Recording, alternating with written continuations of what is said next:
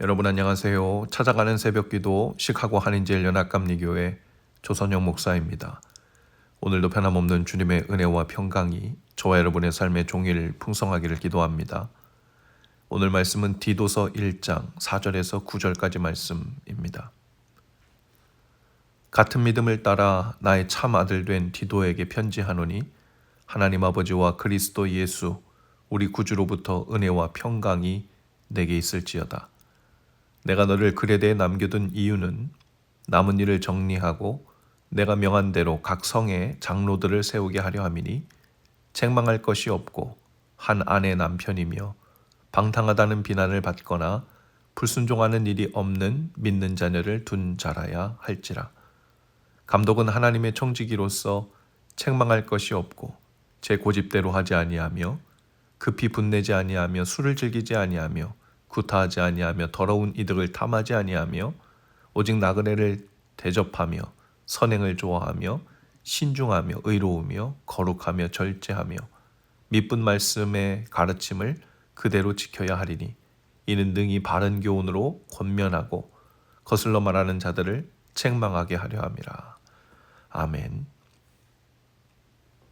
바울이 복음으로 낳은 첫째 아들은 디모데입니다. 디모데의 아버지는 이방인이었고 어머니는 유대인이었기 때문에 반유대인이라고 할 수 있죠.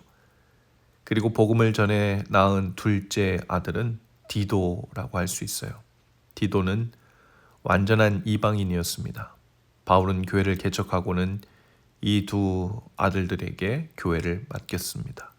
디모데 전후서나 디도서는 목회 서신인데요. 바울이 디모데와 디도가 목회를 잘 할 수 있도록 서신을 쓴 내용입니다. 바울은 디도를 그레데 섬에 남겨두기로 합니다. 전도 일행이 같이 가다가 한 사람 디도를 그곳에 남겨두었습니다. 그를 통해 그레데 섬에 뿌려진 복음과 교회를 든든히 잘 세울 수 있도록 돕기 위함이었죠. 복음을 전한 후에는 잘 정리를 해주어야 할 필요가 있습니다. 그렇지 않으면 기본적인 복음의 내용만 알고서 시간이 지나면서 그것을 자신들의 방식으로 잘못 적용하여 왜곡되는 경우가 많죠. 그래서 그들의 문화 속에서 복음을 건강하게 잘 소화할 수 있도록 돕는 일이 필요했습니다. 디도를 그레데에 남겨둔 이유 중 가장 큰 이유는 바울이 명한 대로 각 성에 장로를 세우기 위함이었습니다. 디도 또한 그레데에 계속 있을 수 없었기 때문입니다. 장로를 세우고 그들에게 교회를 위임하여 치리하게 하려는 것이었죠. 여기서 말하는 장로란 오늘날의 한 교회를 맡아 치리하는 장로, 목사, 즉 한 교회를 담임하는 목회자를 의미합니다. 바울은 먼저 장로의 조건을 말합니다. 당시 장로는 가정교회 지도자였습니다. 하나님 앞에서 책망할 죄가 없어야 하고 지도자는 말보다 삶으로 사람들에게 모델이 되어야 하죠. 가정이 바르게 되어야 합니다. 한 아내 남편이어야 하고 정상적인 가정을 이루고 아내를 사랑해야 하고 자녀를 잘 교육시켰어야 합니다. 자녀가 음란하고 방탕하다는 비난을 받아서도 안 된다고 말합니다. 자녀가 불순종하지 않고 순종의 사람, 믿음의 사람이 되어야 한다고 말합니다. 한 교회를 치리하는 장로의 자격을 말하면서 바울은 왜 성경을 잘 아는지, 기도를 잘 할 수 있는지, 교회를 잘 섬기는 리더십과 지혜가 있는지 등등의 이야기를 다 차치하고 가장 먼저 가정을 살펴보라고 하는 것일까요? 자녀들을 살펴보라고 합니다. 그들의 일상 속에서 드러난 믿음의 진실성을 확인하라는 의미일 것입니다. 만일 그 가정의 배우자와 자녀들을 조용히 불러서 집에서 생활할 때 믿음의 본이 되는지 존경스러운지를 물을 때에도 배우자와 자녀들도 마땅히 그렇다고 대답할 수 있어야 한다는 것이죠. 감독도 마찬가지입니다. 당시 감독은 가정교회 장로들을 감독하는 사람입니다.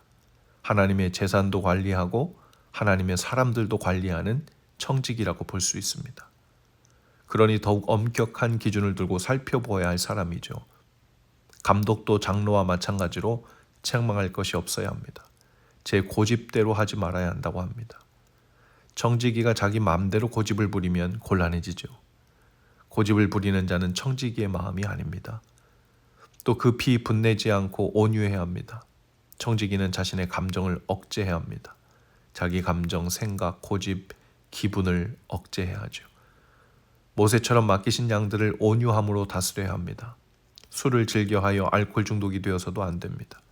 아내나 자식을 구타해서도 안 됩니다. 지도자는 교회에서나 가정에서나 온유해야 합니다. 또 장사꾼처럼 더러운 이득을 탐해서도 안 되죠. 돈 문제에 매이지 않고 순수하고 깨끗해야 한다고 합니다. 의외로 바울은 장로와 감독의 자격 요건에 대해서 성령의 영적인 은사보다는 그들의 일상 속의 모습을 살펴보라고 하죠. 인내와 온유함과 절제와 같은 성령의 열매를 보라는 의미입니다. 방언과 예언과 치유와 같은 영적인 은사는 겉으로 드러나 보일 때는 카리스마가 있어 보이고 방금 하늘에서 내려온 거룩한 사람처럼 보일 수 있죠. 그러나 그들의 개인의 삶 속에서는 부부 관계가 깨어지고 자녀들로부터 존경을 받지 못할 수 있습니다. 그래서 개인이나 가정이 불안한 사람들이 겉으로 보이는 은사들을 통해 자신의 취약함을 가려보려는 시도들을 합니다. 이단 사이비 교주들을 보면 그 예가 금방 드러나죠. 이단 사이비 교주들 치고 카리스마 없는 사람들이 없습니다. 대단한 영적 은사를 받은 사람처럼 보이고 그렇게 행세를 합니다. 그러나 그들의 가정과 삶을 보면 내부적으로 깨어져 있고 망가져 있습니다. 자녀들은 부모를 증오하고 부부관계는 명목상의 보이기식 관계일 뿐 존경의 관계도 배경의 관계도 없습니다. 하지만 성령의 은사의 유무에 상관없이 그 삶의 성령의 열매가 드러나 보이는 사람은 하나님이 사용하기에 안팎으로 안전한 사람이죠. 비단 교회 리더들만 필요한 조건이 아닙니다. 하나님의 자녀가 된 모든 사람들은 모두가 그 일상의 삶에서 믿음의 냄새가 나야 합니다. 내 배우자가 나에 대해서 해주는 소리, 우리 자녀들이 그 부모를 바라보면서 하는 소리가 안타깝지만 우리 믿음의 현주소라고 보시면 가장 가까울 것입니다. 왜냐하면 특별한 경우를 제외하고는 우리를 가장 오랫동안 가장 가까운 곳에서 생활하며 지켜보는 가족의 눈에 존경스럽지 못하다면, 인정받지 못하다면 아직 그 믿음의 삶 속에서 진정성 있게 성령의 열매가 드러나고 있다고 볼 수 없기 때문이죠. 우리는 모두 부족합니다. 모두 바울이 말하는 장로 같을 수 없고 감독 같을 수 없을지 모릅니다. 그러나 오늘 바울이 이 권면을 통해 우리 자신은 하나님 앞에서 어디쯤 서 있는지를 돌아볼 기회가 되면 좋겠습니다. 하나님은 사람의 유용성을 보고 일하시지 않습니다. 사람의 태도에 드러난 믿음을 보시고 사용하시죠. 나는 하나님을 위해 이러이러한 일을 할 수 있습니다. 하는 것이 중요하지 않습니다.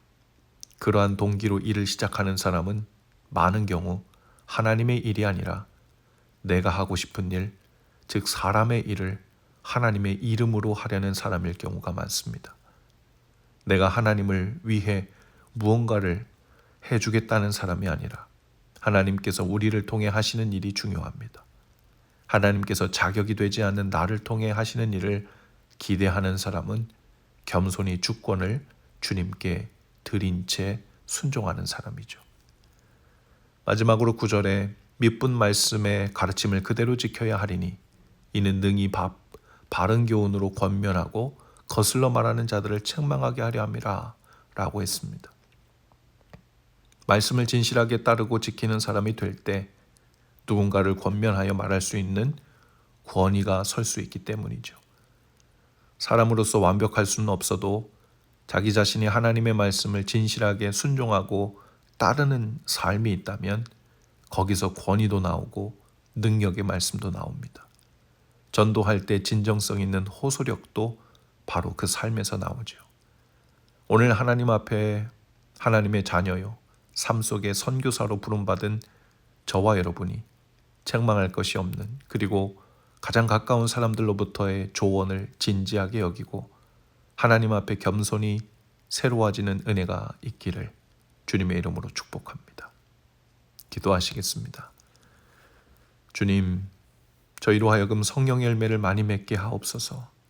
저희 안에 예수 그리스도를 오래 품고 순종으로 모실 때 성령의 열매가 많이 맺어지게 하옵소서.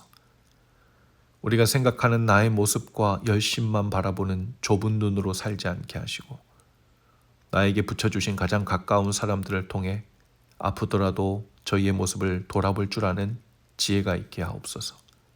주님께서 쓰시기에 합당한 통로로 오늘도 더욱 빚어지는 날 되게 하옵소서. 예수님 이름으로 기도합니다. 아멘. 여러분 오늘도 말씀 동행으로 화이팅입니다. 저는 내일 아침 다시 찾아오겠습니다.